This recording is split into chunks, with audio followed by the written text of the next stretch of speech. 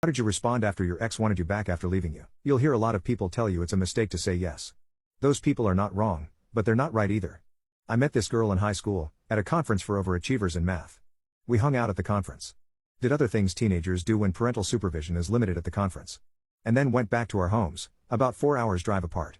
We kept in touch. Long distance was expensive, but ICQ and Merck worked really well. She went away to a math camp for the summer. I went off to work.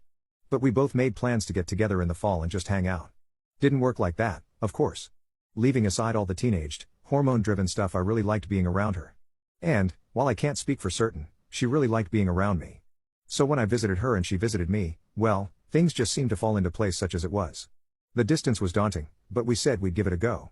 It lasted about a month before she wanted out. I didn't blame her and it wasn't acrimonious or anything.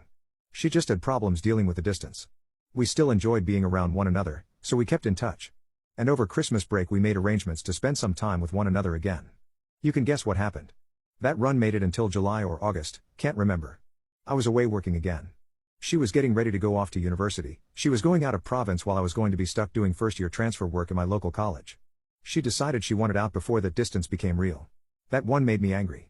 She dropped it on me while I was away working. It made things difficult for me to deal with. On the other hand, being away probably helped too, since I could throw myself into what I was doing and just push it out of my head for a time. I flirted with some of the girls there, half-heartedly, perhaps, but I was trying. I came home and went on a few dates. But nothing. She tried too, but found like me that it just didn't feel the same. We kept in touch and we found, oddly enough, or perhaps not oddly at all, that we were jealous when we talked about trying to move on in our relationship. When she came home at Thanksgiving I went to visit her and we fell right back into our old habits. So we had a serious talk about it. And we realized that like it or not we were in a relationship. A complicated one, but it was a relationship. If we wanted to move on from it we would have to cut ourselves off from one another. Or we could just deal with the distance. Dealing with the distance seemed like a better choice than cutting a close friend out of our lives. So we dealt with it. I'm not saying we did it well, but we did it. We made lots of time for one another. I went up to visit her when the school year ended. She made arrangements to come visit me during her short visits home.